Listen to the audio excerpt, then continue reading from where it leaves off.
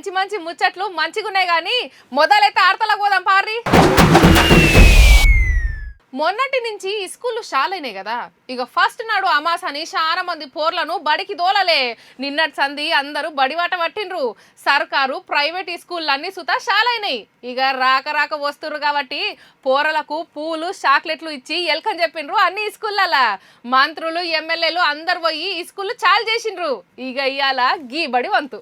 కొత్త విద్యా వెలుగులు గౌరవనీయులైన ముఖ్యమంత్రి వెలిగిస్తున్న శుభ తరుణం ఇది. రైట్. రంగారెడ్డి జిల్లా ఆరుట్లలో సర్కారు కార్పొరేట్ లెవెల్లో కట్టిన తెలంగాణ పబ్లిక్ స్కూల్ ను చాలు చేసిండు సీఎం రేవంత్ రెడ్డి సారు. పేద పిల్లలకు హైటెక్ చదువు చెప్పాలని 1 నెంబర్ సౌలతులతోని ఇంద్రభవనం వంటి బంగ్లా, డిజిటల్ క్లాస్ రూమ్లు, ఆడుకుంటానికి play ground, science lab, library, dining hall ఇట్లా అన్ని చూసి స్టూడెంట్లతో ముచ్చటబెట్టుడే కాదు వాళ్ళతో కలిసి నాష్ట చేసిండు సూత. నర్సరీ నుంచి ఇంటర్మీడియట్ దాకా ఒకటే క్యాంపస్ లో ఉంటది. పిల్లలకు పొద్దుగాల నాష్ట, పగటిల్ బువ్వతో పాటు మాపడదాం స్నాక్స్ కూడా ఇస్తారు. మళ్ళా తీసుకపోతానికి 5 బస్సులు చూత తయారుంచారు. ఇప్పటికే 1814 మంది ఉన్న ఈ బడికి మేమంటే మేము వస్తామని అప్లికేషన్లు పెడుతుంటే నో అడ్మిషన్ బోర్డు పెట్టిరంటే చూడుర్రిగా. ప్రీ ప్రైమరీల 150, ప్రైమరీల 600, హై స్కూల్లో 800, ఇంటర్మీడియట్ లో 264 మంది చదువుతున్నారు. పైలట్ ప్రాజెక్టు కింద ఆరుట్లతో పాటు మంచాల, వంగూరు, పోల్కంపల్లిలో చాలు చేస్తున్నారు. చెప్పునే రాష్ట్రమంతటా 100 టీపీఎస్లు పెట్టాలనే ప్లాన్లు ఉన్నది సర్కారు. ఇక ఈ స్కూల్ చాలు చేసినాక అన్నే బహిరంగ సభలో సీఎం సార్ మాట్లాడుకుంటూ సర్కార్ స్టూడెంట్లకు ఏమేం చేయబోతుంది మొత్తం చెప్పుకొచ్చిండు. ప్రతి పేదవాళ్లకు విద్యను అందించాలని ఒక లక్ష్యంతో పనిచేస్తే ఒకనాడు తరగతి గదుల్లో పిల్లలు చేరడానికి కష్టం అనుకున్న సందర్భంలో ఈనాడు 1814 మంది పిల్లలు ఈరోజు పాఠశాలల్లో చేరి ఇవాళ పాఠశాల బయట ఖాళీలు లేవు. పిల్లలను తీసుకోవడం, అడ్మిషన్లు పూర్తి అయినాయని ప్రభుత్వ పాఠశాల ముందు బోర్డు పెట్టే పరిస్థితి వచ్చిందంటే ఇక్కడ విద్య నేర్పుతున్న సిబ్బంది, ఇక్కడ ఉపాధ్యాయుల యొక్క కమిట్మెంట్ని ఈరోజు ముఖ్యమంత్రిగా నేను వారిని అభినందించదలుచుకున్నా. మొన్నటి దాకా ఎట్లుండే పవన్ కళ్యాణ్ తెలంగాణ నవనిర్మాణ సభ పెడతా అని వస్తుంటే ఆగో తెలంగాణ వస్తే 11 వద్దులు బువ్వ తిననని నువ్వెట్లా వచ్చి ఇక్కడ సభ పెడతావు అని మనోళ్ళు బాజాప్తా వస్తా అని ఆ సారు. అంతకు మునుపు ప్రొఫెసర్ నాగేశ్వర్ సారు ఏదో అన్నాడని రచ్చాయే. ఆఖరికి సభకు పర్మిషన్ రాకపోయే వరకు ఈ లేఖర్ల మీటింగ్ పెట్టి ఇది మీ అయ్య జాగిరా నేనెందుకు రావద్దు అని ప్రశ్నించిండు. కానీ అలా మళ్ళా తెలంగాణలో అడుగు పెట్టిండు. ఎందుకనేదే అసలు పాయింట్. ఆంధ్ర చిన్న సీఎం పవన్ కళ్యాణ్ సార్ ఇలా వరంగల్ అడుగు పెట్టిండు. కానీ రాజకీయాలు చేస్తానికి గాదుల్లో అభిమానిని ఖుషి చేస్తానికి. హన్మకొండ హనుమాన్ నగర్ లో నిరంజన్ అనే పిల్లగాడు పవన్ కళ్యాణ్ కు పెద్ద ఫ్యాన్ అట. పిల్లగానికి ఏదో పెద్ద బీమార్ వచ్చింది. నాకు పవన్ కళ్యాణ్ చూడాలనిపిస్తుందని పిల్లగాడు చెప్తే అట్లిట్లా ముచ్చట సారదాకా పోయే వరకు సాగు బతుకుల నడుమున్న ఫ్యాన్ కోరిక తీర్చిందే కావాలని ఇలా వచ్చిండు అన్నట్టు. ఇక సార్ వస్తుండే ఫ్యాన్స్ తో ఎట్లుంటది, బొచ్చడు మంది వచ్చిర్రు. పవన్ సార్ నిరంజన్ ను చూసి వాళ్ళ ఇంటోళ్లతో ముచ్చట పెట్టి ₹1,00,000 ఆర్థిక సాయం చేసిండు. పిల్లగాడు మంచిగున్నప్పుడు పవన్ కళ్యాణ్ సార్ పాటలకు డాన్స్ చేసిన వీడియోలు చూపించిర్రు ఇంటోళ్ళంతా. అప్పట్లో బుడ్డోని చోటా గబ్బర్ సింగ్ అని పిలుచుకునేదంటే చూడురిగా సార్ అంటే ఎంత పైరమో. మొత్తానికి చోటా గబ్బర్ సింగ్ ను కలుస్తానికి గబ్బర్ సింగే వచ్చిండు అన్నట్టు. ఇప్పుడు చేపలను వట్టేతానికి వలేస్తాం, లేదంటే ఆనపాములను ఎరేస్తాం. గ్యాలానికి గుచ్చి షెర్ల ఇయ్యంగానే చేపలు ఉరుకొచ్చి అందుకుంటాయి, గ్యాలానికి సిక్కుతాయి. అగో అచ్చం గదే రూల్ ఫాలో అయినట్టున్నారు ఆఫీసర్లు. ఏం చేస్తారు మరి, ఎన్ని తీర్ల ప్రయత్నాలు చేసినా ఉత్తదే అవుతున్నది. ఇంతకు ముచ్చట ఏందంటే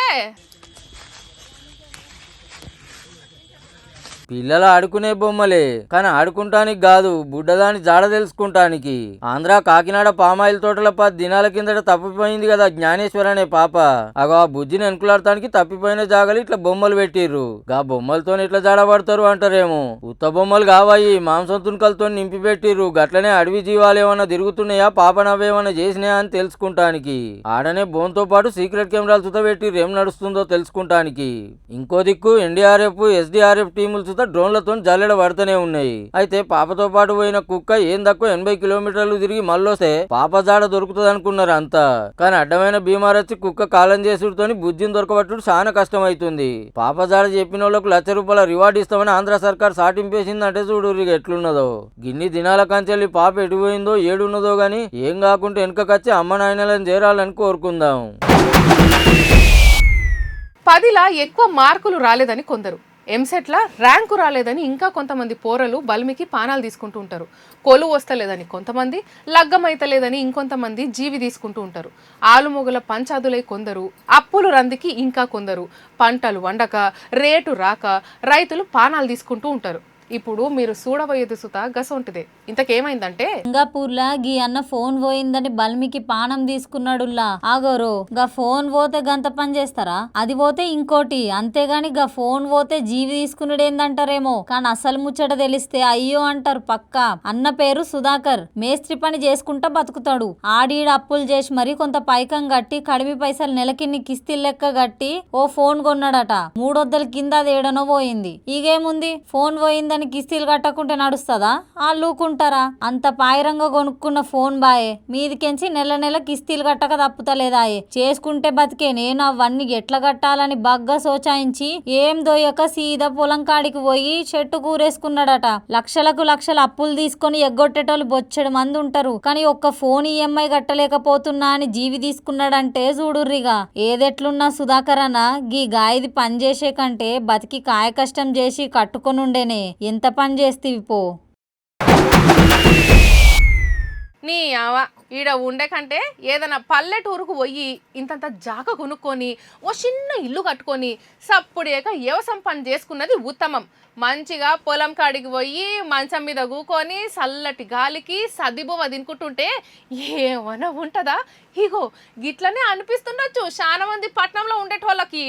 ఎందుకంటే పట్నంలో అట్లున్నది. మరి హైదరాబాద్లోనైతే నెరి. ఇంతకు ముచ్చట ఏందంటే ఇప్పటికే గలీజ్ గాలితోని గాయ అవుతున్న పట్నం పబ్లిక్ కు ఇంకో పెద్ద ఆపదే వచ్చిందుల్లా. వశపడని సప్పుడుతోని చెవులకు తూట్లు పడుతున్నాయి. మళ్ళా ప్రశాంతంగా ఉండే హైదరాబాద్ జూ పార్కు హెచ్సియు ఏరియాల్లో సుత చెవులు గొల్లుమంటున్నాయి అంటే చూడుర్రిగా. ఒక్క పట్నంలోనే కాదు, చుట్టుముట్టు సంగారెడ్డి, మేడ్చల్, రంగారెడ్డి జిల్లాల సుత డేంజరే ఉన్నదట. గమ్మతేందంటే ఫ్యాక్టరీలు ఎక్కువ ఉండే జీడిమెట్ల, గడ్డపోతారం, సనత్ నగర్ ఏరియాల్లో జరంత నయమే ఉన్నదట. కడ్మ ఏరియాల్లో పొద్దుందాకా తెల్లందాకా మోత మోగుడేనాయే. దినామింత పెరుగుతున్న ట్రాఫిక్, రోజు రోజుకు పెరుగుతున్న బండ్లు, కార్ల హారన్ల సప్పుడో దిక్కు, కొత్త బిల్డింగ్లు కట్టుడుతోన అదో నెత్తి నొప్పి. మళ్ళా తెల్లందాకా దందాలు నడుస్తుండే వరకు అట్లా కొంత తిప్పలైతుంది. తెలంగాణ కాలుష్య నియంత్రణ మండలి 9 సెంటర్లల్లా ఈ ఏడాది జనవరి నుంచి మే నెల దాకా రికార్డైన వివరాలను బట్టి చూస్తే పట్నం చుట్టుముట్టు జిల్లాల పరిస్థితి దినామింత అధ్వానమైతుంది. మరి ఎన్నడు తగ్గుతుందా నేరు? దినామింత వెరుగుడే గాని తగ్గుడైతే లేదు. ఇవుల్లా ఇలాంటి గమ్మతి ముచ్చట్లు ఉంటా మరి.